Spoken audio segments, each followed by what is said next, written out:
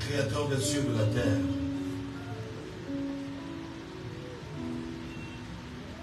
nous voici devant toi. Nous venons de te célébrer. Nous voulons à présent écouter ta parole. Tu as inspiré ta parole par le souffle de ta bouche, par le vent qui sortait de tes entrailles, par les prophètes, par les apôtres et tous les serviteurs que tu as décidé d'utiliser afin que nous puissions avoir ce support formidable, sacré qu'on appelle la Bible, ta parole. Elle nous révèle ta nature, ton caractère et ta volonté. Et également ce que nous devrions faire pour la gloire de ton nom. Nous voulons aujourd'hui, par le Saint-Esprit, à travers de tes écrits saints, connaître ta parole, connaître ta volonté, décortiquer, éternel Dieu, la quintessence, les références bibliques que nous étudierons aujourd'hui. Sauveur, bénis nos cœurs et nos esprits, afin que tout notre être te cherche hardiment, afin que les yeux des aveugles voient la splendeur de ta beauté, l'importance de s'attacher à toi, l'importance d'être obéissant à ta parole. Ô Dieu suprême, c'est toi qui nous as conduits jusqu'ici. C'est toi qui nous as protégés de la maison jusqu'en ce lieu. C'est toi qui bénis, éternel Dieu, nos cœurs, tu bénis nos vies et tu nous accordes également le matériel nécessaire pour la survie ici sur terre. C'est toi, éternel Dieu, qui a écrit nos noms dans le livre de vie. C'est toi, éternel Dieu, qui reviendra pour nous chercher afin que nous puissions passer notre éternité avec toi qui vis éternellement. Merci parce que tu es allé aménager pour nous une place auprès du Père, ton Père, notre Père. Nous te sommes infiniment reconnaissants.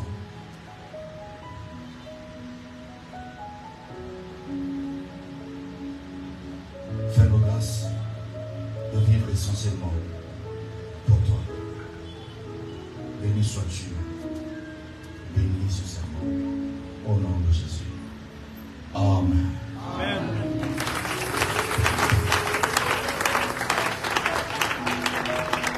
Merci. Je vous prie de bien vouloir vous asseoir. Que le Seigneur vous bénisse.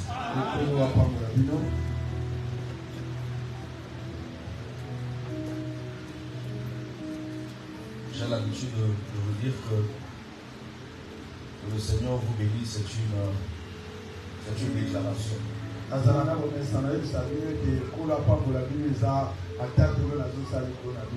Et celui qui reçoit la bénédiction dit Amen. C'est comme cela que ça fonctionne dans les choses de Dieu. Quand un homme de Dieu vous dit que le Seigneur vous bénisse, répondez Amen avec foi.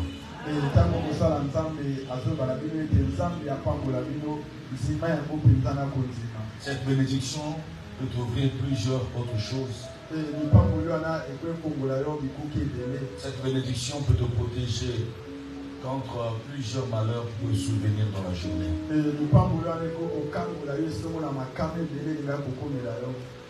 Que Dieu vous bénisse. Gloire au Seigneur. Nous allons aujourd'hui parler du thème que j'ai prévu pour chacun de nous aujourd'hui, qui est tous rêvent le succès, la victoire. On aspire à une meilleure vie. Vraiment, pour le thème écrit tout simplement, tous rêvent le succès ou la victoire.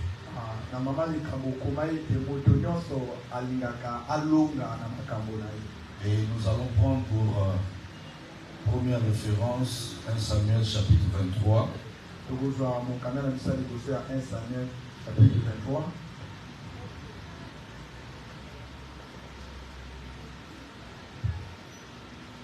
1 Samuel chapitre 23. Mukanda 1 Samuel chapitre 23. À partir du verset 1er. 1 Samuel chapitre 23 à partir du premier verset. Et nous allons descendre au fur et à mesure dans notre lecture. Alors, la parole du Seigneur nous dit ceci. On vint dire à David,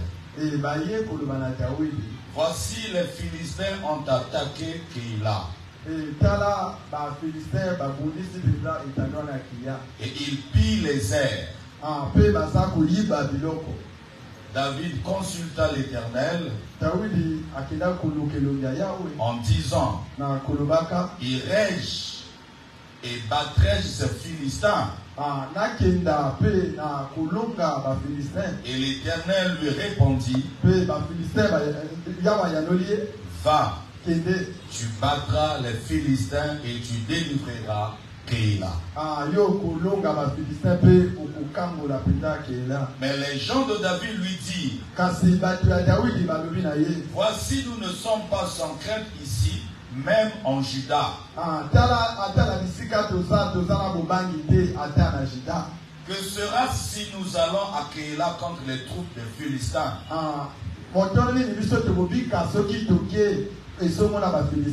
David consulta encore l'Éternel et l'Éternel lui répondit, lève-toi, descends à Keïla, car je livre les Philistins entre tes mains.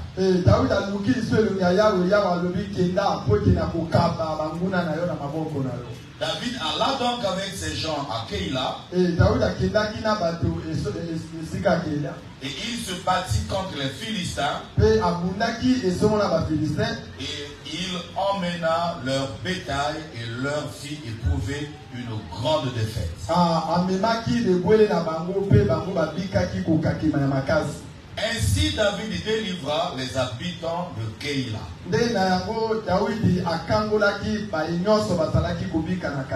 Lorsqu'Abiatar, fils d'Achimelech, son fils vers David à Keïla, il descendit ayant en main les faudes. Saul fut informé de l'arrivée de David à Keïla, ou Saoul, et il dit, Dieu le livre entre mes mains, car il est venu s'enfermer dans une ville qui a des portes et des barres. Et Saoul convoqua tout le peuple à la guerre, afin de descendre à Keïla et d'assiéger David et ses gens. David ayant eu connaissance du mauvais dessein que Saül projetait contre lui, dit au sacrificateur Abiathar, apporte les faudes. Et David dit, Éternel Dieu d'Israël, ton serviteur apprend que Saül veut venir à Keïla pour détruire la ville à cause de moi. Les habitants de Keïla me livreront-ils entre ses mains? Et Saül descendra-t-il comme ton serviteur l'a appris? Éternel Dieu d'Israël, daigne le révéler à ton serviteur. Et l'Éternel répondit, il descendra. David dit encore, les habitants de Keïla me livreront-ils, moi et mes gens, entre les mains de Saül? Et l'Éternel répondit, ils te livreront. Alors David se leva avec ses gens au nombre d'environ 600 hommes. Ils sortirent de Keïla et s'en allèrent où ils purent. Saül, informé que David s'était sauvé de Keïla, suspendit sa marche. Que le Seigneur bénisse sa parole.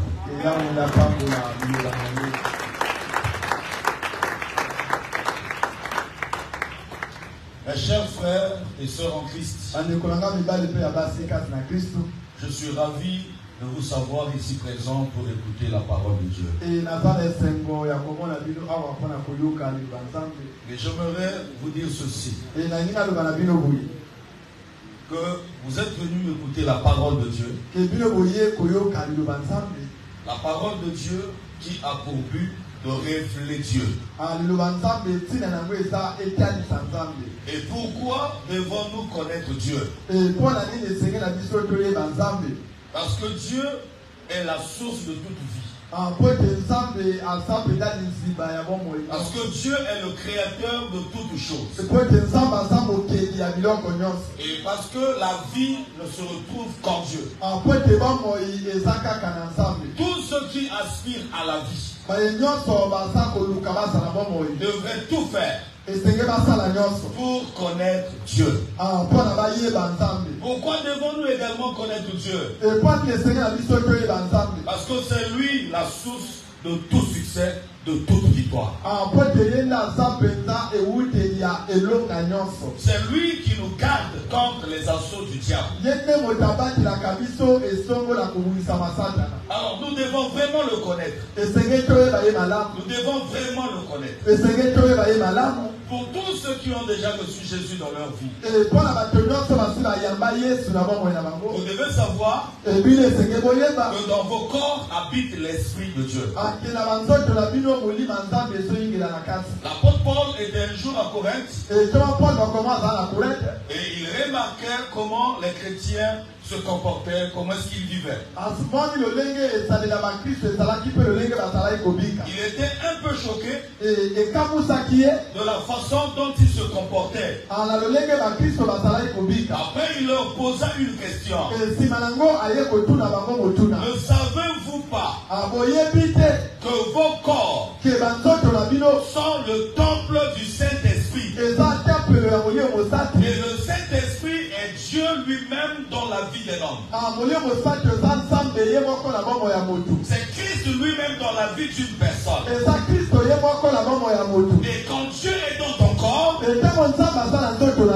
devrais savoir comment te comporter afin de développer d'autres degrés de ta spiritualité avec celui qui habite ton corps.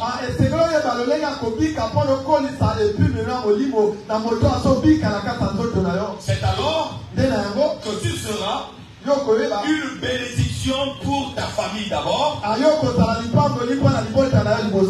ceux de ton quartier, pour ta nation et pour le monde entier. Le but de Dieu, c'est pas que les enfants de Dieu ou ses enfants soient des gens qui viennent le lieu du culte qui repartent à la maison, qui viennent le long du culte, qui repartent à la maison sans impacter le monde ou leur génération. Le but de Dieu, c'est que toi tu reçoives Christ et qu'il dépose son esprit en toi, afin que par toi Dieu manifeste sa gloire. Que les morts ressuscitent par ta prière. Que les boiteux marchent. Que ton père qui était malade la soit guéri. Il y a des membres de ta famille qui sont morts, non parce que Dieu l'a voulu, mais parce qu'il y a personne qui a su manifester la puissance pour contrecarrer la puissance du diable qui l'a attaqué.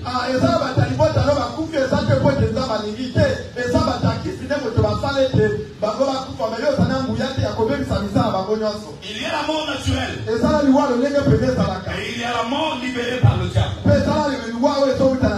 Il y a des maladies naturelles. J'ai été en contact avec des microbes et tu es tombé malade. Ça arrive, c'est naturel. Mais il y a des maladies qui viennent des esprits. Jésus-Christ nous a fait la démonstration dans la parole.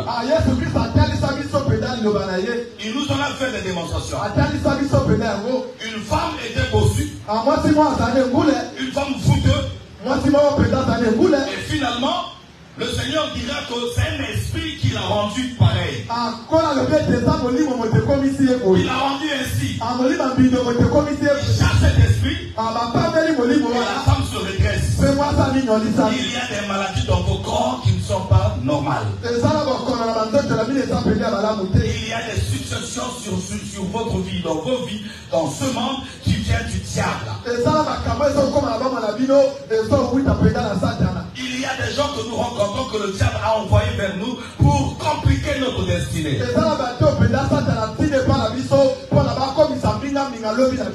a des maris et des femmes, des connaissances que nous pouvons avoir ici sur terre qui viennent non pour nous aider, mais pour nous détruire. Et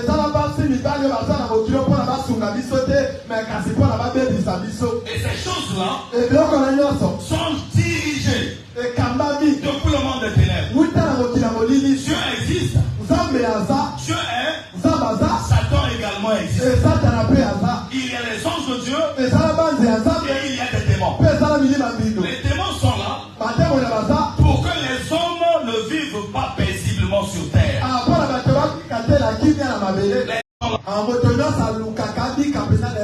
Vivre étant riche sur terre. Mais le prix à payer. Tu veux avoir le bac? Il y a 7 mois ou 9 mois d'école. D'études. Il faut lire. Il faut se déplacer. Il faut se laver. Il faut comprendre ce qu'on te dit. Il faut retenir. Il faut maîtriser les formules. Il faut être capable de bien rédiger. Lors des épreuves, de bien comprendre la question posée pour ne pas être hors sujet. Voilà le prix à payer pour obtenir le bac. Tu veux avoir beaucoup de choses? Il y a un prix. Il y a un prix à payer. Tu veux être puissant? Par la puissance du Saint-Esprit, il faut savoir prier. Il faut connaître le véritable Dieu. Il faut savoir prier. Se priver de certaines choses. Mes chers frères et sœurs en Christ, que le Seigneur nous aide tous. Que le Seigneur nous aide tous. Je vous ai parlé de 2 camps qui sont diamétralement opposés, le camp de Dieu et celui du diable.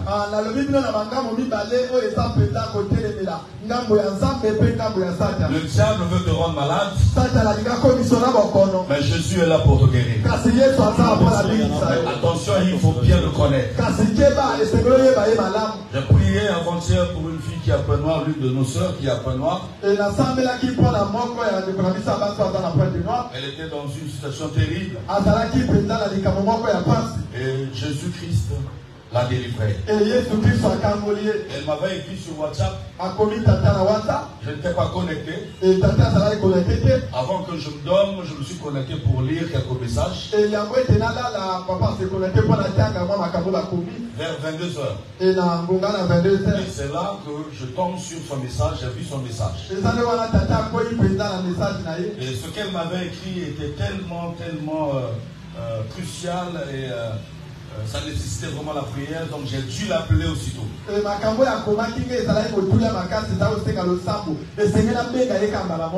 je lui ai dit la prière que je fais pour toi maintenant, c'est pour que cette solution, plutôt la solution soit trouvée maintenant même. Et le Seigneur sera glorifié. J'ai dit cette prière à Dieu. Je me suis déconnecté, je me suis endormi. Je me réveille. Le lendemain, je tombe sur son message. Elle s'est exclamée en disant: je rends grâce au Dieu de mon Père, je rends grâce au Dieu de l'Assemblée de Salem. Et Jésus-Christ est Seigneur.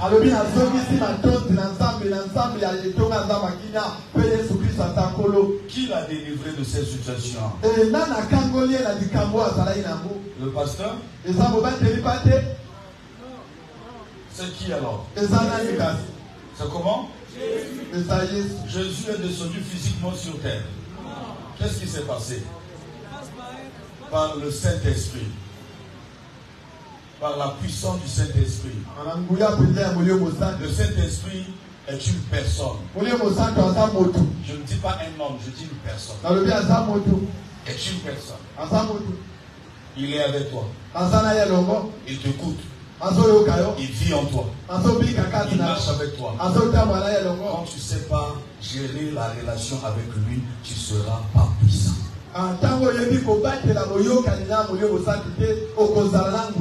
Aucun homme n'est puissant. Aucun apôtre n'est puissant. Aucun pasteur n'est puissant. C'est Jésus-Christ qui est puissant. Il est en nous par le Saint-Esprit. Il envoie aussi ses anges opérer. Dans nos victoires, dans la raison de nos victoires, il y a également la manifestation angélique. Combien d'enfants de Dieu, combien de chrétiens sont conscients de l'existence des anges et du Saint-Esprit avec eux?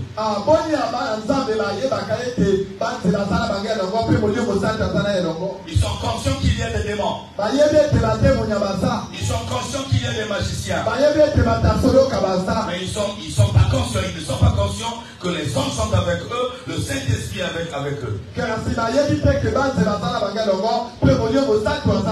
devez être conscient de ces réalités spirituelles. Conscient de ces réalités spirituelles. Alors, nous allons voir le comportement de David. David était un jeune homme que Dieu avait choisi. Et Dieu a déposé sur lui son esprit. J'aimerais également vous rappeler que David était né comme toi, d'un père et d'une mère. Il a grandi comme tous les hommes. Mais il y a eu un jour où Dieu a déposé sur lui son esprit. C'est à partir de ce jour que David est devenu un homme spirituel. Et il pouvait expérimenter le surnaturel en lui.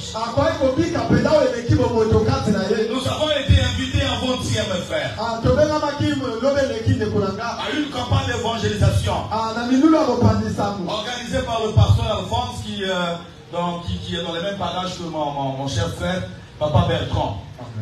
Et nous étions partis là-bas avec celle qui m'accompagne. Et comme je ne maîtrisais pas l'endroit, on a marqué un arrêt chez Papa Bertrand. Et c'est Papa Bertrand qui nous a orientés et nous a confié à deux hommes qui étaient là pour nous conduire jusqu'au lieu de la manifestation, bien de cette campagne d'évangélisation là. Et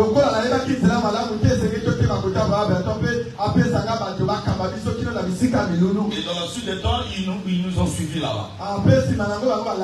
Il y avait notamment notre bien-aimé Stéphane qui était là, il y avait Olito, Papa Bertrand, ses enfants et les autres. Excusez-moi si j'oublie de citer ton nom, mais sinon on était là-bas. Et nous sommes arrivés, je n'étais pas invité comme prédicateur, mais comme invité parce que mon cher frère voulait bien que je sois là. Vraiment dans mon cœur, je disais, je me sens fatigué, je suis épuisé. Vraiment que le Seigneur fasse grâce que ce monsieur ne me met pas dans les histoires de prier, tout ça, je suis vraiment fatigué.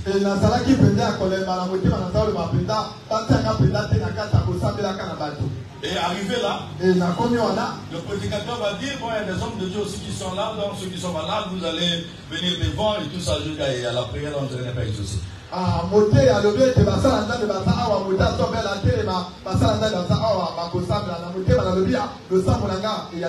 Et finalement, le pasteur Alphonse lui-même, il manque, il prend le micro, il dit à l'apôtre, venez et tout ça là. Oh là. J'étais épuisé. Bien, mais c'est l'œuvre du Seigneur que veux-tu. Nous nous sommes montés. Après, il fallait donc appeler les gens pour la prière. Mes frères, Jésus est Seigneur. Je suis en train de faire accompagner mon message des témoignages pour fortifier ta foi. Fortifier ta foi. Il y a un verset dans la Bible qui dit, je prie pour que Dieu fortifie votre esprit. Il y a des gens qui ont reçu le Saint-Esprit dans leur esprit, mais leur esprit est faible. Il y a beaucoup d'étapes que nous devons franchir pour manifester certaines forces spirituelles. Sinon, vous serez des moribonds spirituels, vous passerez toute votre vie spirituelle sans rien manifester de surnaturel.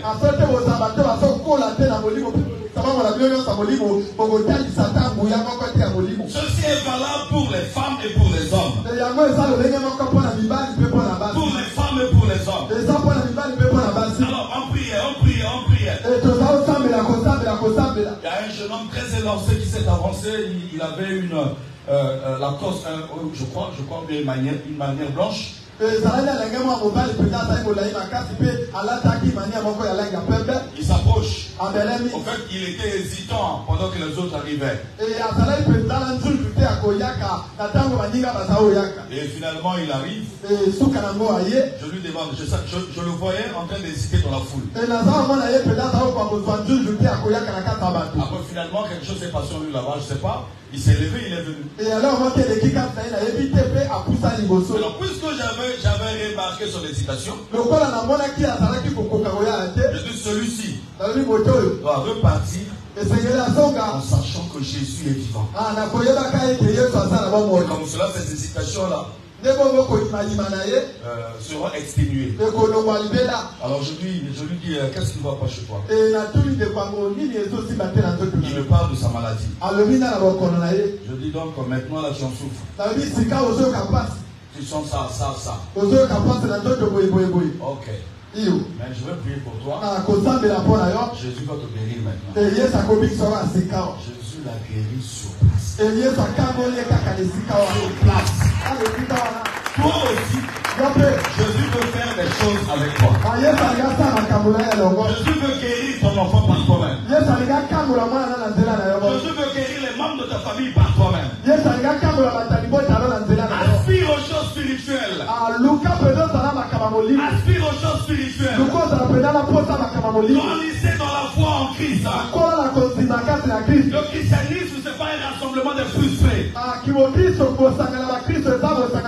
C'est un rassemblement des rois. Les hommes, c'est des femmes puissants. Capables d'opérer des miracles. Afin que le monde reconnaisse que Jésus est vivant. C'est pas un rassemblement de timides. Des hommes timides. Qui vivent dans une forme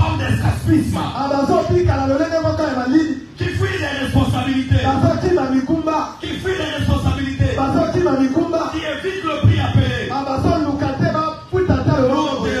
Nous devons travailler pour manifester la gloire de Dieu sur terre. La gloire de Dieu sur terre. Et après, c'est une jeune fille, on amène vers moi une jeune fille qui ne marche pas bien.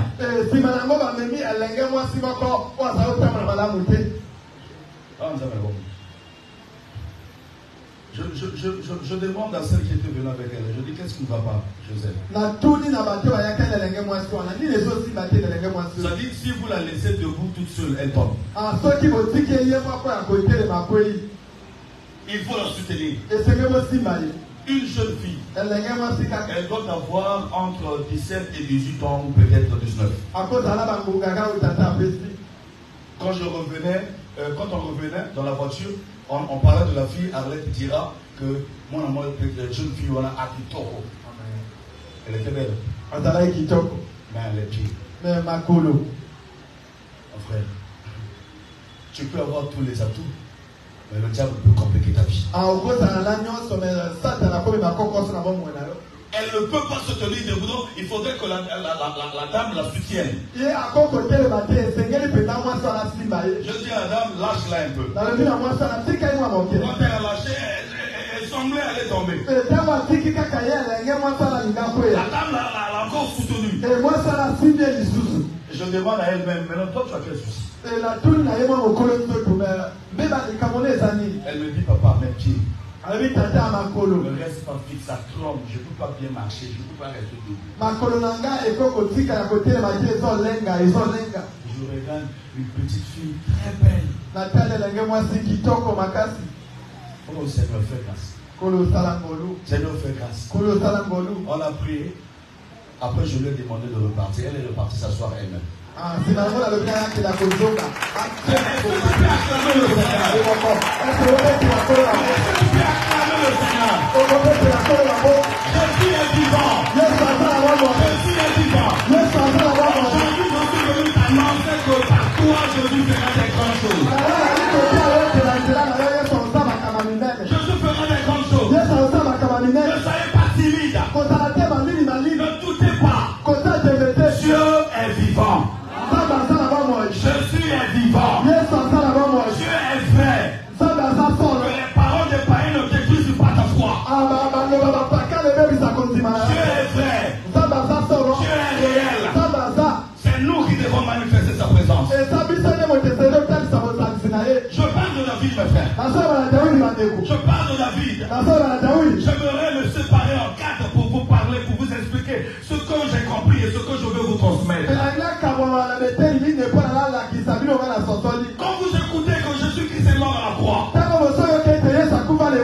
il a été enseveli, il est ressuscité de mort. Est-ce que tu comprends l'importance, je dirais la portée de ces paroles?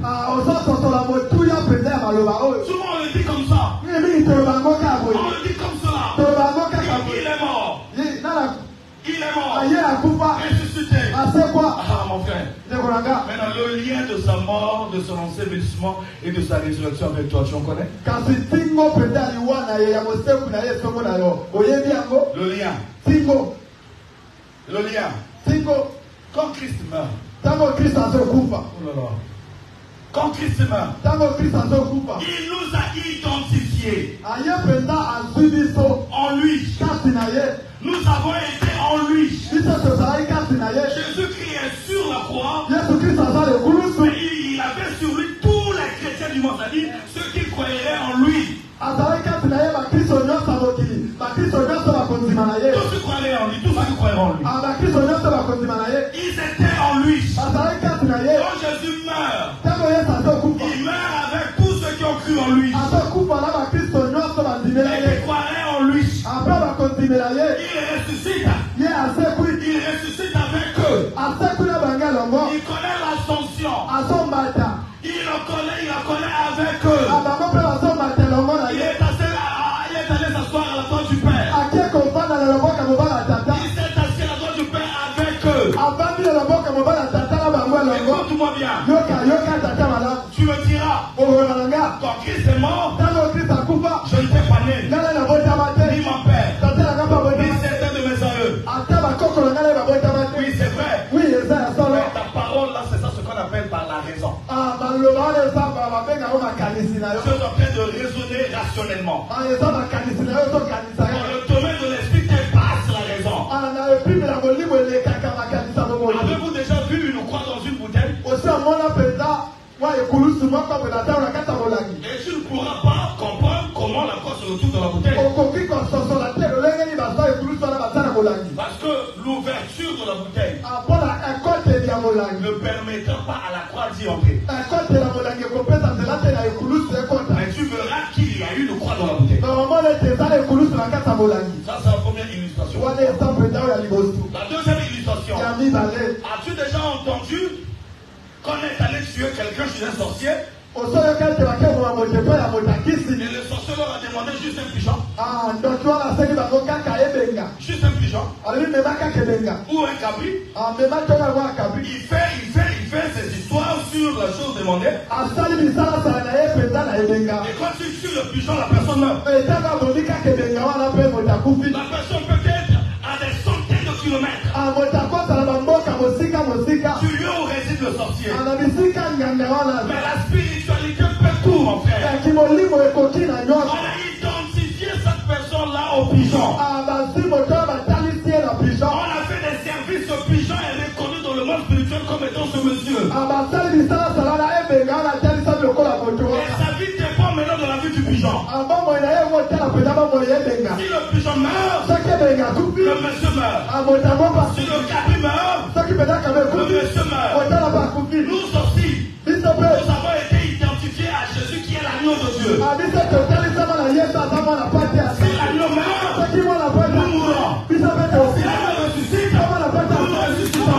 Si l'agneau monte, nous montons avec l'agneau. Les choses de l'esprit. C'est comme cela que ça se passe. C'est comme cela que ça se passe. Pourquoi le Seigneur est allé avec nous au ciel?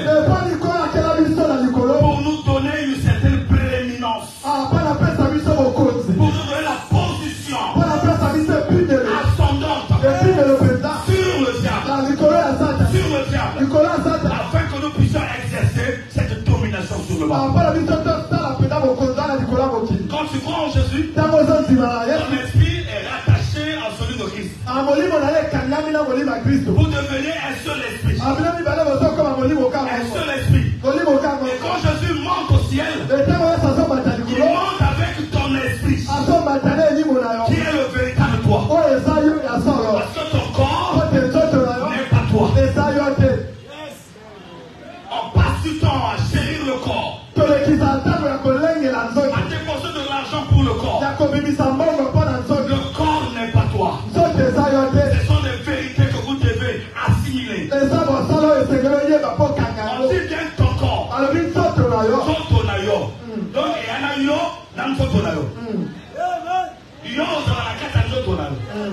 après la mort, toi et ton corps vous vous séparerez. Et tu resteras seul devant Dieu.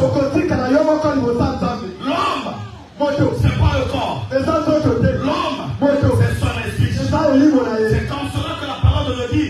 Au tribunal de Christ, chacun recevra selon ses œuvres qu'il aurait fait. Il tombe dans son corps. L'homme est dans son corps. Quand l'homme meurt, en réalité il sort de son corps. Un jour, tu te sépareras de ton corps que tu aimes tant. Tu chéris chaque fois. Ce corps-ci, même si tu ne sors pas de façon plus que ce corps, un jour, où ce corps te décevra, il vieillira, tu perdras les forces de ta jeunesse, tu perdras la beauté de ta jeunesse, tu pourras appliquer toutes les leçons du monde, la peau ne pourra plus réagir à ces leçons.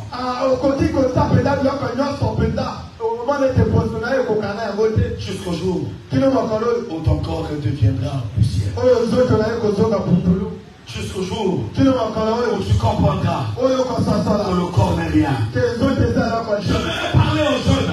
nalingi aloba na bilenge Toi qui es encore jeune, yo ozala na lenge ne pense pas kokanisa que te la jeunesse ke na bolenge est un moment, eza ntango c'est une période eza ntango oyo où tu dois développer, où tu dois utiliser ta force pour faire du n'importe quoi. awo esengeli osalela bokasi na yo mpo na osala makambo kilikili Non, non. te Évite de faire n'importe quoi. kenda mosika na makambo kilikili Parce que fais très attention. po te esala keba Le Seigneur a besoin de ta vigueur kola asala mposa bokasi na yo pour manifester sa gloire. mpo na talisa nkembo na ye Jeune homme, elenge jeune fille, elenge mobali c'est à Christ. yo oza kasi na kristo Et donne toute ta vie à Jésus. apesama mona nyonso na yesu Serve le Seigneur comme il le faut. salela kolo lolenge esengeli En utilisant la vigueur de ta jeunesse. na kosalelaka bokasa bolenge na yo Mes chers frères, bandeko nanga le secret c'est quoi? sekele eza nini Tu as besoin du succès? ozala mposa Tu elonga veux vivre la victoire? olingo bika elonga C'est bien. eza malamu Écoute le prix. yoka tala kofuta Écoute bien le prix. yoka tala kofuta Le prix talo est simple eza pete et facile, eza pete mais difficile dans la pratique. me eza pasi na kosalela Le prix talo ya kofuta est simple, eza yango pete mais très difficile me dans la pratique. pasi na kotakola misala Très difficile à pratiquer. pasi na kotakola misala Un jour, une maman est venue dire à Jésus, mokolo mwa mama mwanaka aloba na yesu quand tu reviendras dans ta gloire, ntango oyo kozonga na nkembo na yo je voudrais, nalingi mes enfants que voici, bana nango oyo omoni oyo soit l'un à ta droite et l'autre à ta gauche. moko azala loboko na mobali mosusu azala loboko na mwasi Le Seigneur lui dira, kola yango na mama wana pouvez-vous boire, au fait il répond au fils, pouvez-vous boire la coupe que je boirai? kola yango yokoki komela mpenza kienonga na komela C'était le prix ezalaki tala kofuta de cette position. tala kofuta mpo na bepimelo bango basengaki Il dit, c'est bien, abi eza malamu la demande elle est faite, otuni osengi yango mais le prix à payer pour être à mes côtés. me tala kofuta mpo na ozala mpe nanga Tu veux atteindre un certain niveau? olingo okoma na epimelo moko boye Il y a un prix à payer. ezala tala kofuta Il y a un prix à payer. ezala tala kofuta Mes chers frères, bandeko nanga le prix, talo ça dépend totalement de Dieu. eza kaka bika mpenza na kotala kaka nzambe Le prix du succès, talo mpenza ya kolonga le prix de la victoire, talo mpenza ya kozwa elonga c'est la dépendance à Dieu. eza ete mobimba na yo nyonso obikaka mpo na nzambe C'est simple, eza pete mais très difficile me pasi dans la pratique. na kotango na misala Revenons sur le texte qu'on a lu. tosonga na mokambo oyo totangi David est pourchassé dawidi mpenza basobi na ye par Saül. na sauli David descend à Keïla dawidi akiti na kaela pour combattre, mpo na bunda pour libérer ses habitants. mpo na kambola bayimboka Les habitants de Keïla. bayimboka wana Il y arrive akomi et Dieu lui accorde la victoire. nzambe apesi elonga Saül apprend sauli ayoki sango que David est à Keïla. ke dawidi aza na kaela Il rassemble ses hommes asangisi bato na ye pour aller attraper David. mpo na bakenda kosimba dawidi David a eu connaissance de cela. dawidi azwi sango na yango Quand il a eu vent des manigances de Saül, ntango mpenza ayebi makambo sauli azanga kobongisa David n'a pas utilisé sa pensée, dawidi asaleli makanisi na ye ce te qui n'est pas mauvais. oyo eza mabe te David n'a pas pris la fuite aussitôt. dawidi akimi mbala moko te David aussi n'a pas dit qu'il ne viendra pas. D'ailleurs, s'il vient, je vais l'affronter. dawidi aloba teke bango baoya te so baye na kobundisa bango Qu'est-ce que David fait? kasi nini dawidi asali David demande au sacrificateur Abiatar dawidi asengi na motumi mbeka biata de lui apporter les fautes. amema ye efode Le faute, c'est quoi? efode eza nini Les fautes, efode c'est un tissu. eza elamba Le moko faute, efode c'est une forme de tunique eza lolenge moko mpenza ya kazaka qui était attachée, oyo ekangamaki attachée au ekangamaki pectoral du souverain sacrificateur. apatola mpenza ya motumi mbeka D'où il y avait aussi l'Urim et le Thummim mipo ya mpezalaki na lori mpe na turi pour permettre à l'homme de Dieu, mpo na kopesa nzela na mosala nzambe aux sacrificateurs, na motumi mbeka aux hommes de Dieu, na basala nzambe de connaître la volonté de Dieu ou de connaître la direction de Dieu. bayeba mokala nzambe mpe bayeba lolenge nini nzambe alingi C'est pour cela que David va dire au sacrificateur de lui donner les fautes. ande moko te alobi na motumi mbeka amema ye efode C'est pour connaître la direction de Dieu. eza mpo na yeba posa ya La nzambe volonté de Dieu dans sa vie. mpo ayeba mokala nzambe na bomoi na Dieu, Et à tout le monde, j'ai appris la Suisse a que Saül descendra. que Saoul a Kokita. Alors Seigneur, Kolo. viens répondre à ton serviteur. Ah, Yanola peut-être la mossa de l'Inayo. Descendra-t-il? L'Éternel le dit, il descendra. Yao a tout le monde, Yao a Kokita, Yao a le bas Kokita. Il descendra. A Kokita. David dit encore, David a nommé les sous. est-ce que les gens de Keïla me livrera moi et mes gens? Batakela, Bakokabanga, Nabatolanga, Longo. Dieu dit qu'ils te livreront. Sama Yanoli Iyo, Bakokabayo. Bato ya yuko biki sana guerre et bango bakoteka. Kokansaka teke pour le sala bato balamu ke bato balamu sala bolamu na bakotika ka to bakolinga ka. Motalinga ka moto pona bolamu te. Motalinga ka moto na kalita motima sala na. Oko sala moto bolamu ndenge nini suka nango oyoki ya salo babe. Parce qu'il est de nature mauvaise. Parce que la personne est de nature mauvaise. Ce n'est pas lié à ce que tu fais. David cherche la volonté de Dieu. Et Dieu lui dit, Saül descendra. Alors finalement, quand Dieu a répondu, David a pris ses gens et ils sont partis.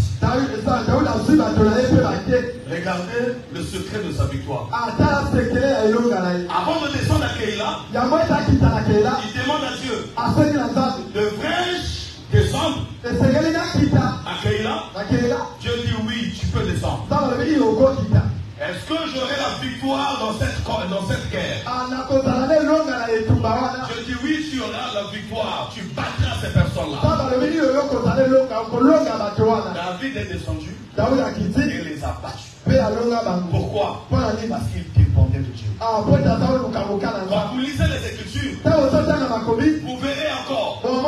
David était confronté à une situation. Il est allé en guerre. Au retour, tout le village est en feu. Les maisons sont calcinées. On lui apprend. Les ennemis qui sont venus détruire le village ont emmené des femmes et des enfants. Les femmes de des serviteurs et leurs enfants. Pendant que les serviteurs de David s'agitaient dans le but de vouloir poursuivre et attaquer ces personnes, David tombe face contre terre. Il demande à Dieu, poursuivrai-je ces personnes? Dieu dit oui. Tu peux les poursuivre.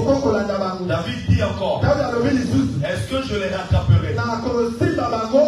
L'Éternel dit oui, tu vas les rattraper. Il dit, mais est-ce que j'aurai la victoire sur eux? Ou sur elle? Le Seigneur dit oui, je livrerai ces personnes entre tes mains. David s'est levé et il est parti. Nous nous échouons dans nos vies parce que nous ne dépendons pas de Dieu. Nous faisons ce que nous voulons. J'aimerais te dire, quand tu donnes ta vie à Jésus et que tu gères encore ta propre vie, jusque-là tu n'as pas encore donné ta vie. Quand je prends ma pochette, je donne à mon frère, c'est lui qui en fera usage. Ça se trouve entre sa main. Quand tu donnes ta vie à Dieu, permets à Dieu à qui tu lui as donné la vie de te gérer. Comment tu as donné la vie à Dieu et tu gères ta vie jusqu'aujourd'hui? C'est l'une des raisons, l'une des causes de nos échecs. David avait su cela et il dépendait de Dieu. Il attendait tout de Dieu. Je vous prends une autre illustration. Jésus-Christ notre Seigneur, Dieu manifesté en chair, mais étant serviteur, dans la veste du serviteur, il est sur terre. On vient lui annoncer la maladie de son ami bien-aimé. On lui dit, ton ami Lazare, que tu aimes tant, est sérieusement malade, est gravement malade. Les sœurs nous ont demandé de dire, viens le guérir.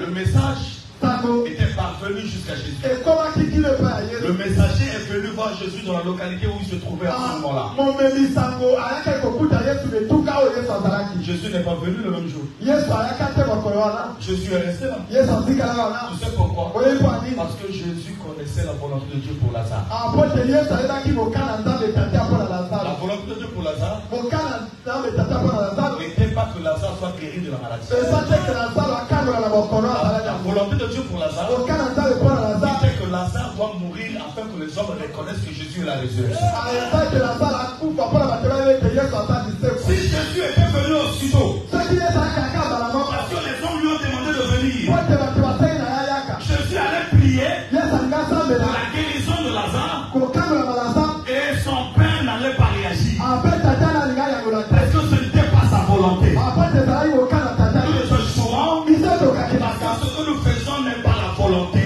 de Dieu. po te oyo tosalaka eza mokana nzambe Est-ce te. qu'on peut me lire Jacques 4, verset 3? tokotanga mokana Jacques 4 verset 3. Jacques 4, verset 3. Essayez de lire cela rapidement. tanga yango na lomango. Jacques 4, verset 3. Le prix à payer, tala kofuta c'est de dépendre eza kobika de Dieu. kobika kaka mpo na nzambe. Jacques 4, le verset 3. Oui. Vous demandez et vous ne recevez pas. Oui. Parce que vous demandez mal. Non, mon frère, tu m'excuses. C'est aussi un verset que nous allons lire. Donc, nous prenons 1 Jean 2, excusez-moi. 1 Jean, attends. Je crois 1 Jean 5, 14, rapidement. Voilà, merci. 1 Jean 2, verset 14 et verset 15. Voilà ça. C'est bien ça. 1 Jean 2, de 14 à 15. Non. 1 Jean 5. Oh là là, qu'est-ce que je dis moi? 1 Jean 5, de 14 à 15. 1 Jean 5. Désolé pour ceux qui ont déjà écrit 1 Jean 2 pour cette lecture. 1 Jean 5, de 14 à 15. Oui. Nous avons auprès de lui cette assurance que si nous demandons quelque chose selon sa volonté, Écoutez, on demande quoi? quelque chose, Selon quoi? Sa volonté. Ok. il nous écoute. Et si nous savons qu'il nous écoute, quelque chose que nous demandions, nous savons que nous possédons la chose. Nous savons que nous possédons la chose que nous lui avons demandée. Amen. Écoutez, on dit ceci. alobi boye Nous avons cette assurance tozala ndanga auprès de lui mpo na nzambe. que si nous demandons quelque chose selon sa volonté, soki tosengi eloko moko na nzambe kolandisa mokano na ye il fera quoi? akosala nini? yangola Vous n'avez pas de Bible? ozala babiblia te Il nous écoute. asa koyoka biso. Le verset 15 dit, verset 15. verset 15, Et si nous savons qu'il nous écoute, oui, quelque chose que nous demandions, si nous savons, soki biso toyebi là on touche le domaine de la foi. awa basimbi moto na kondima. On ne dit pas si nous avons vu ou compris ou entendu comment nos prières sont arrivées. Si nous savons, c'est-à-dire que quand tu pries, tu dois savoir, tu sais. ntango ozosambela esengeli oyeba mpo oyebi. Oh là là, le savoir, koyeba le savoir. koyeba. Je suis tenté de vous parler du savoir. basolingala aloba bino na koyeba. Marthe a dit à Jésus, marta aloba na yesu si tu eusses été là, soki ozalaka awa mon frère ndeko na nga ne serait pas mort. alinga kokufa te. Quoi qu'il en soit, je sais. nayebi Oh là là. Quoi qu'il en soit, je sais nayebi que même maintenant, ata sikawa bien qu'il est mort, ata bakufi ata bakufi si tu demandes soki osengi quelque chose à Dieu, eloko moko na nzambe il te l'accordera. ye akopesa yo. C'est-à-dire, elingi aloba bien qu'il soit mort, ata koyo akufi si tu demandes quelque chose, c'est-à-dire si tu demandes sa résurrection, soki osengi lisekwa na ye Dieu t'en accordera. nzambe akopesa yo. Qu'est-ce qui donnait de l'assurance à Marthe pour dire cela? nini epesaki ndanga na marto mpo naloba C'est yango? parce qu'elle savait. eza mpo te ayebaki. C'est parce qu'elle savait. eza mpo te ayebaki. Est-ce que quand tu pries, tu sais? ntango osambelaka oyebi Est-ce que tu sais oyebi qu'avant d'être exaucé, ke yango toyandolama il faut d'abord vérifier si ce que tu demandes est dans sa volonté. esengeli oyo koyeba soki oyo ozosenga eza na mokana Si nzambe. tu as demandé la mort d'un sorcier, il n'est pas bon. Parce que tu ne connais pas la volonté de Dieu pour ce sorcier. Dès lors que tu connais pas la volonté de Dieu et que tu demandes sa mort, il ne pourra pas faire moi. Il ne pourra plus faire moi. J'en sais quelque chose. Je sais ce que je dis. J'en ai prié. J'en ai fait des prières. Et les sorciers sont tombés. Les sorciers sont tombés. Il faut connaître sa volonté. Comment devons-nous connaître sa volonté? Il faut avoir de l'effort. L'effort d'aujourd'hui, ce n'est pas le tissu. Ce n'est pas ce que nous voyons là. Le Talmud ou quoi? Comment est-ce qu'on appelle le tissu là? Le talit et tout ça là. Ce n'est plus ça. Tout ça là, c'est de l'idolâtrie. Aujourd'hui, le véritable effort, c'est le Saint-Esprit. C'est lui qui nous parle. C'est par lui que nous connaissons la vérité. Jésus a dit, quand il sera venu, il vous conduira dans toute la vérité. Il vous rappellera ce que je vous ai dit. Il prendra de ce qui est à moi et il vous le communiquera. Aujourd'hui, le véritable effort. Aujourd'hui, le véritable talit. Ce n'est pas le tissu qu'on revêt, mais c'est le Saint-Esprit. Le véritable effort. Aujourd'hui, c'est les dons de Dieu qui résident en vous. C'est le don de la parole de connaissance. Parce que donc je te donne des informations. C'est le don de la prophétie. Et tous ces dons-là, et tu ressors du Saint-Esprit. Tous les hommes de Dieu qui portent les talits, ils ne maîtrisent pas dans quelle dispensation sommes-nous. Si David a demandé de l'éphod, non, nous aujourd'hui, on a plus que l'éphod. On a Jérusalem. On a plus que l'éphod. Est-ce que tu comprends? Est-ce que tu comprends? La volonté de Dieu. Si nous demandons, il se lance sa volonté. Quand tu demandes d'avoir un mari, est-ce que la volonté de Dieu pour toi, c'est aujourd'hui pour toi, c'est d'avoir un mari? Tu es déjà prête à supporter un mari? Tu peux gérer un mari? Prie bien. Tu vas avoir une femme. Es-tu déjà prêt à gérer ou à être un bon responsable pour régler les obligations matrimoniales? Es-tu prêt? Le mariage, ce n'est pas un jeu d'enfant.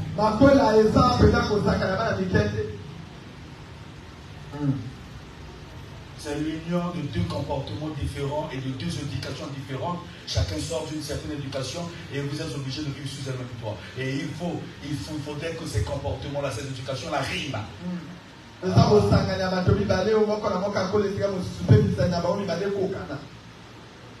ans, 3 ans, 4 ans, 10 ans de mariage, je dis c'est 0 ans.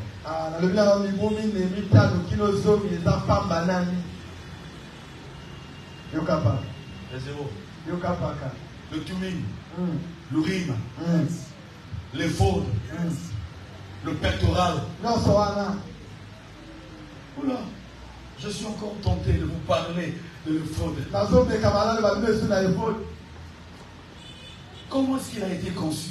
Le sacrificateur emportait sur son pectoral. Et il y avait dans ce sac 12 pierres qui représentaient les 12 tribus d'Israël. Quand il rentre dans la présence de Dieu, il a ça. Et la Bible dit il doit avoir ce fardeau sur son cœur. C'est pas mon thème. Mon frère, le secret, c'est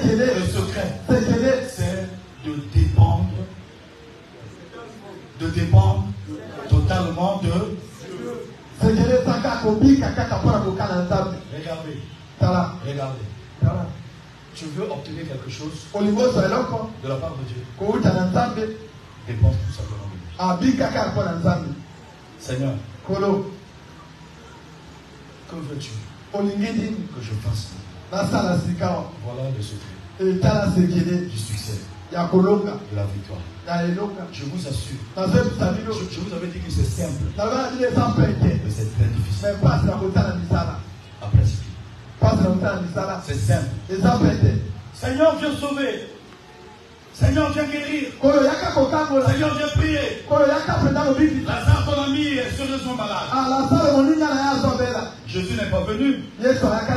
Il n'est pas venu? Tu comprends ce qu'il me dit? Il n'est pas là. Je t'avais attendu même le dimanche dernier. On peut le faire? On peut le faire à la fin? Ou bien on attend? On attend? Comment? Même aujourd'hui? Super. Alors, mes frères, Jésus est resté. Premier jour, il n'est pas là. Deuxième jour, il n'est pas arrivé. Certainement, le messager était déjà de retour. Marie et Marc lui ont demandé, l'as-tu vu?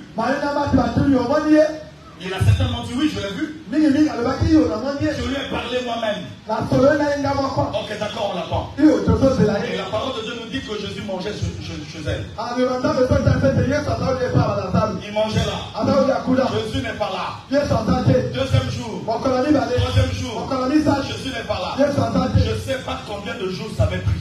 Parce que quand on parle de 4 jours, c'était après l'enterrement. Mais on ne parle pas des jours que la veillée a pris.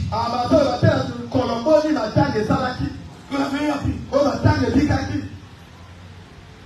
Je ne sais pas combien de temps a pris. Combien de temps est passé pour que Jésus arrive. Alors finalement, Lazare était malade. Donc encore en vie. Jésus n'est pas venu. Finalement, Lazare meurt. Donc Lazare est resté malade combien de temps? Je ne sais pas. Jésus n'est pas venu. Lazare meurt. Qu'est-ce que les hommes n'ont pas dit? Nous connaissons la nature des hommes. Ils venaient manger ici. Ses sœurs, les sœurs de Lazare, lui donnaient de quoi manger. Et il est réputé comme le guérisseur des malades. Ceux qui le nourrissent l'appellent. Il ne vient pas. Celles qui dépendent de l'argent pour lui l'appellent. Il ne vient pas. Et jusqu'à ce que leur frère meure. C'est ce que vous êtes. Si aujourd'hui tu viens, homme de Dieu, prie pour moi. Et que je te dise, appelle-moi le soir. Dès que tu sors, tu es triste.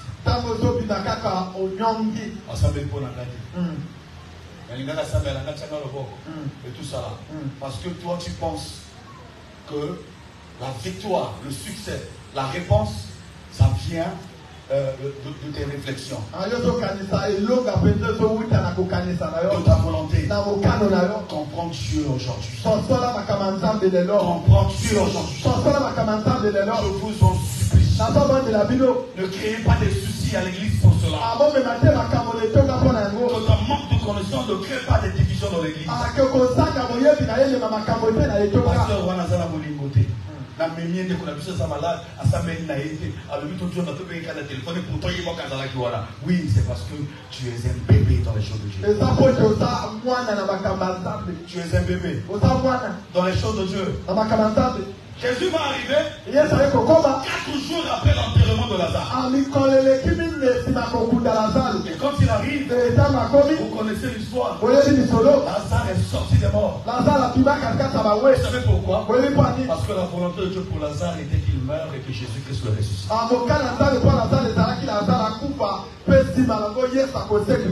Tu dois comprendre cela. Quelle illustration prendrais-je encore pour toi? Quelle illustration prendrais-je encore pour toi?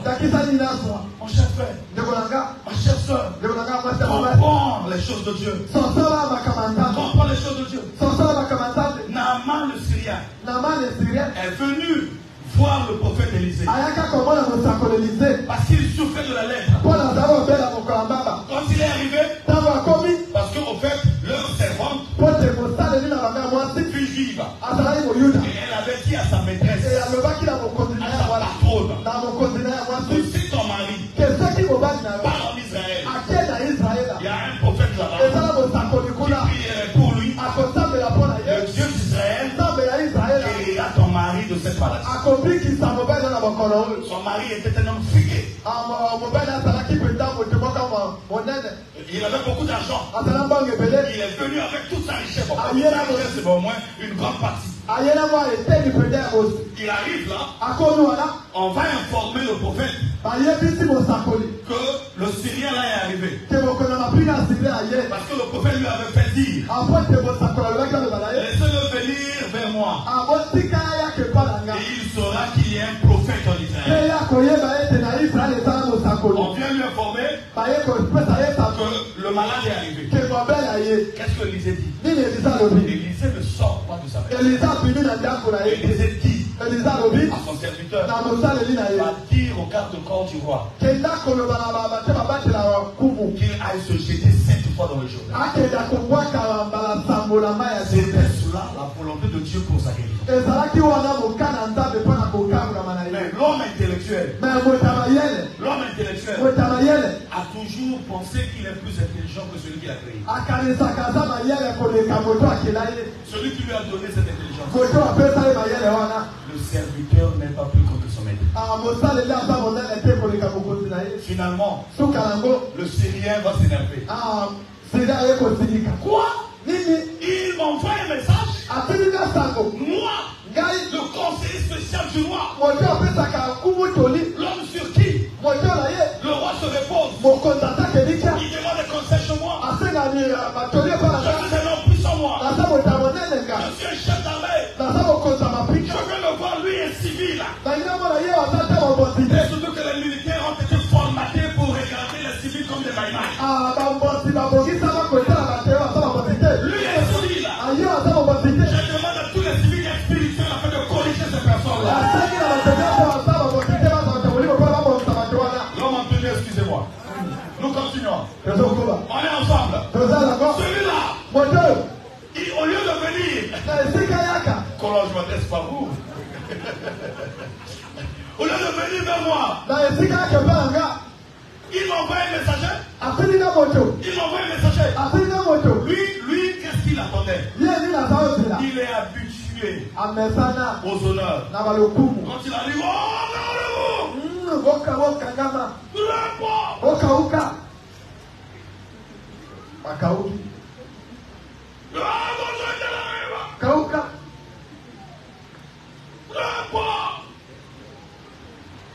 tu peux passer en revue le truc.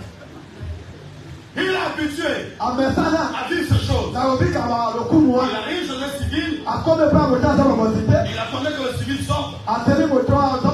Le civil ne sort pas, il lui envoie un messager. Il le dit de façon explicite. Je pensais qu'il allait sortir, me voir et me toucher, que je sois guéri. Il m'envoie un message. Et de plus, il me demande d'aller me laver. Si je sens moi, chez nous, il n'y a pas de rivière, il n'y a pas de fleuve plus important que le Jourdain. Nous avons l'Albana qui est très propre. Nous avons le Papa qui est très propre. La volonté de Dieu est que Dieu te lave. Mais attention, Bikouti, ici on ne nous demande pas de laver les gens. C'est de connaître la volonté de Dieu pour la personne à l'heure même. Jusqu'à la fin du ministère du prophète Élisée, il a pu demander à une autre personne de se laver. Tous ceux qui donnent l'huile d'onction aux gens, tu ne dois pas continuer à donner ça tous les jours, ça deviendra de l'idolâtrie. L'inspiration de Dieu, ça vient une seule fois, mais ça ne se répète pas. Est-ce que vous m'entendez? C'est la parole de Dieu. Je vois l'inspiration, mais elle elle ne se répète pas. Jésus a guéri plusieurs aveugles. Mais il n'a pas guéri tous les aveugles de la même façon. Si tu es le disciple de Jésus, pourquoi le fais-tu? Parce que ton maître fait. Est-ce que tu m'entends? Est-ce que tu m'entends? Il guérit quelqu'un. Il a pris de sa salive. Il en a fait la boue avec la poussière. Il a décalé sur ses yeux. L'aveugle a vu. Il n'a plus fait cela pour Bartimée. Il a tout simplement dit: que veux-tu que je fasse? Que veux-tu que je fasse? Bartimée dit: je veux recouvrir ma vie. Il dit: foi. C'était fini. C'était fini. N'attends pas. N'attends pas. Que Dieu fasse avec toi. Tu l'as déjà fait de l'autre. Nous avons un Dieu illimité.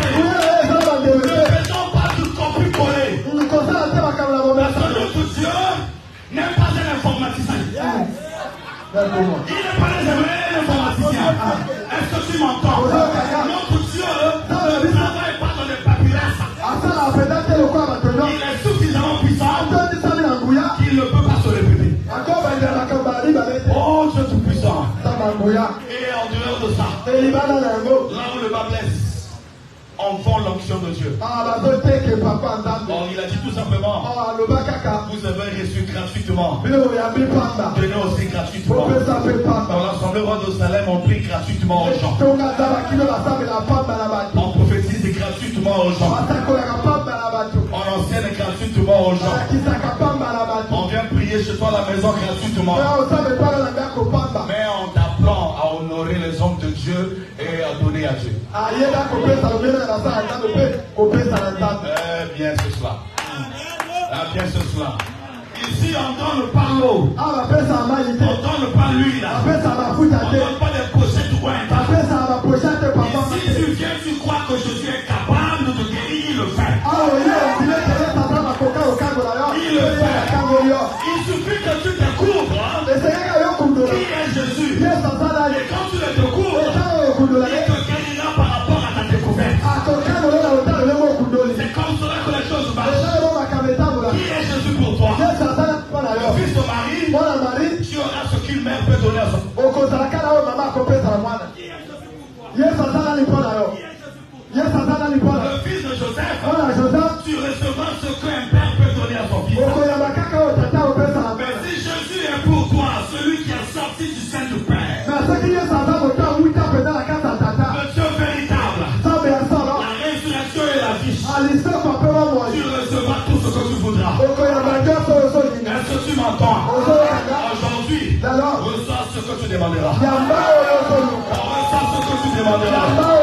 Car Jésus est fidèle. Mes chers frères, on a dit à l'homme: va te jeter dans le feu. Il a refusé parce qu'il estimait qu'il était grand. Il était riche. Il était ceci. Il était un homme qui occupait un social très élevé. C'est un homme qui s'est donné une place dans la lune. Son serviteur lui dira: mon chef, si le prophète t'aurait demandé une forte somme d'argent, tu aurais lui donné. Mais ce qu'il t'a demandé, c'est quelque chose de très simple. Il t'a seulement dit: jette-toi 7 fois dans l'eau. Le roi dira, le chef dira: ok, d'accord, il n'y a pas de souci. Sois bien entouré. Sois bien entouré. Ta réussite dépend de celui qui est avec toi. Ta réussite dépend aussi de celui qui te conseille. Est-ce que ce qu'il dit contribue à ton épanouissement ou ce qu'il dit contribue à ton échec? Dans ce monde, il y a des rusées. Quand il te parle, à la première vue, tu sens que ce qu'il dit est bon, mais dans la suite du temps, tu remarqueras qu'il t'avait piégé.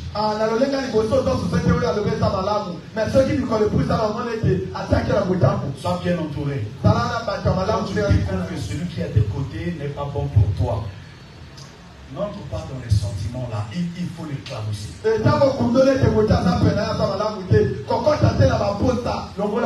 Si tu ne les clamousses pas, c'est lui qui t'éclaboussera. Est-ce que tu m'entends?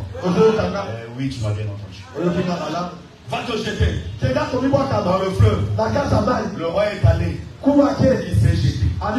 Cette fois, quand il ressort de là, le chef, quand il sort de là, on dit que sa peau est redevenue saine comme la peau d'un nouveau-né. Qu'est-ce qui a fait à ce qu'il connaisse ce succès? C'est parce qu'il a obéi à la volonté de Dieu pour sa guérison. S'il attendait qu'on vienne lui imposer les mains comme tous les malades, il ne serait pas guéri. Tu sais pourquoi tu ne réussis pas? Parce que tu as conditionné Dieu dans une bouteille que tu appelles la prière. Faut bondir la Nicaboana. Faut bondir la seule bouteille de prière, mais écoute-moi bien. On dit quand nous prions, nous devons prier dans comment? Non. Je vous ai toujours dit, mes questions ne sortent pas.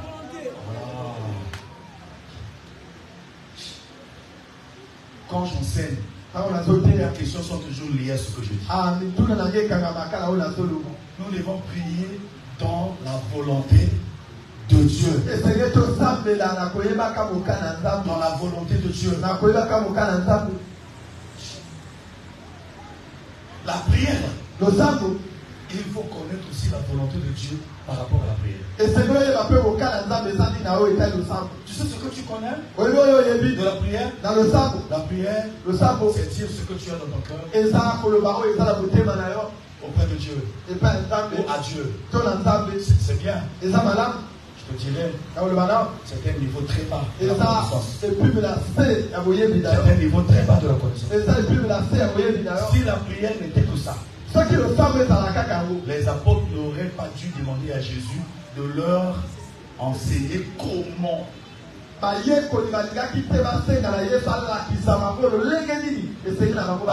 sont des Israélites, ils savent que nous devons prier Dieu.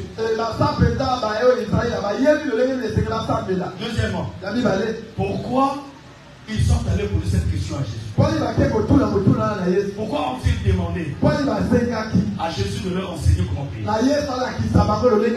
Ils ont marché avec lui. Ils ont vu Jésus opérer des miracles. Et comme ils sont avec lui, tout ce qu'ils voyaient Jésus faire, ils ont compris que tout ceci résulte de la prière. Et ils ont dit à Jésus, nous prions aussi. Mais toi, tu as une autre façon de prier. Apprends-nous comment toi tu pries. Et Jésus leur dit, quand vous priez, dites notre Père qui est au ciel. Cela veut dire quoi? Cela ne veut pas dire répète ça. Comme on répète ça quelque part chaque dimanche. Je crois bien qu'à l'heure qu'il est, ils ont déjà fini la répétition. Jésus n'a pas dit répétez cela. Ce n'est pas une récitation. C'est l'enseignement. Parce que les apôtres ont dit enseigne-nous. Donc ce que Jésus donne, quand il ouvre sa bouche, il leur donne un enseignement. Un enseignement. Ce n'est pas la prière. Donc Jésus nous a appris à prier, il faut seulement prier notre Père. Non, Jésus a enseigné. Parce qu'on lui a dit enseigne-nous. On lui a pas dit donne-lui une prière à faire chaque jour. Mais enseigne-nous comment prier. Donc la prière de notre Père est un enseignement et non une prière. Quand Jésus dit quand vous priez, dites notre Père qui est dans les cieux. Ça veut dire il faut quitter la relation du Dieu avec les créatures, mais entrer dans la filiation du Père et du Fils. C'est-à-dire,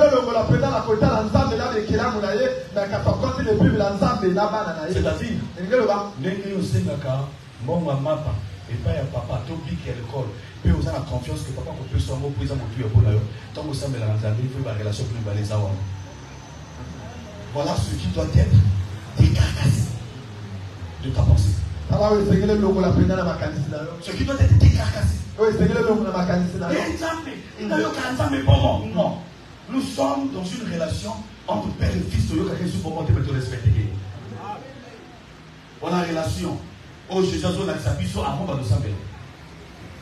quand tu es toujours Dieu, oh Dieu, je viens vers toi, Dieu.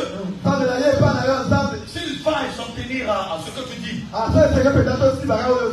et qu'il se présente à toi comme Dieu, tu ne survivras pas. Appelle le Père. Et quand tu l'appelles Père, il entendra ta voix non comme une créature qui prie, mais comme son fils ou sa fille qui parle.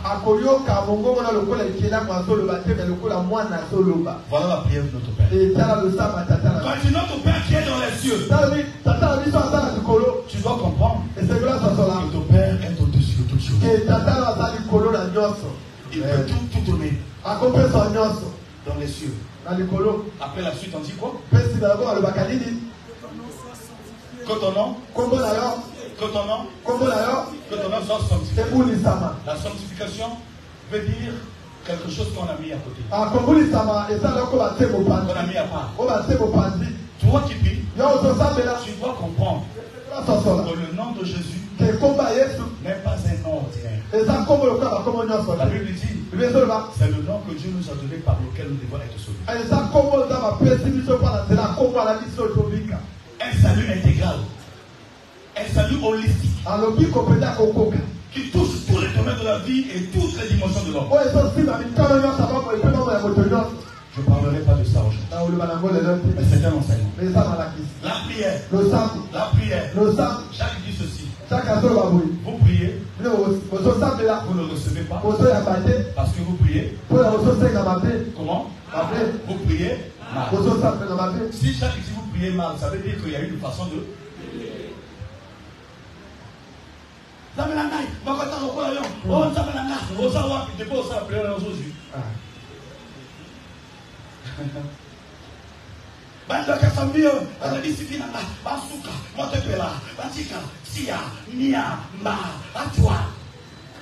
Tu vois tous les mots que tu utilises là. Le lendemain, le sorcier vient te saluer. L'amour qui? Papa n'a rien. Après ça, là, quand aussi longtemps, vous voyez dans mon cas, dans un métier, pour le problème là, puis vous voyez bâtir la salle de la candélie. Et ça, nous savons, aujourd'hui, ça pose sa montée maintenant. Mais ça, dans la dimension où et ça la pousse à monter maintenant. Et comment ça pousse à monter maintenant.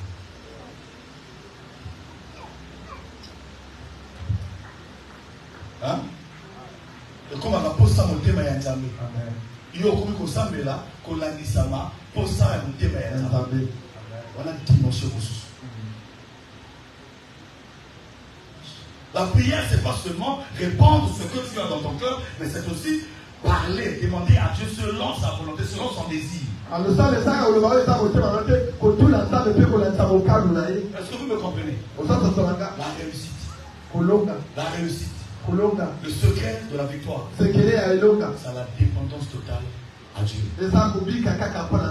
Tu as quel souci? Dis à Dieu, Seigneur, que veux-tu que je fasse pour ma situation? Entends ce qui te dira. Entends ce qui te dira. Que cela aille dans le sens contraire de tes volontés, de tes choix. Fais-le.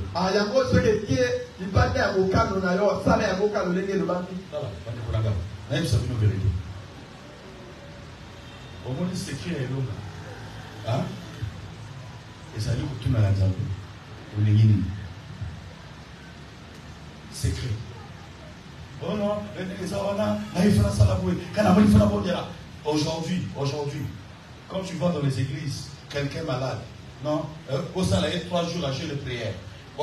C'est tout ce qu'ils savent faire. Il n'y a pas que ça. On n'a pas demandé aux Syriens de jeûner. Il y a une solution, et ça lié à la service.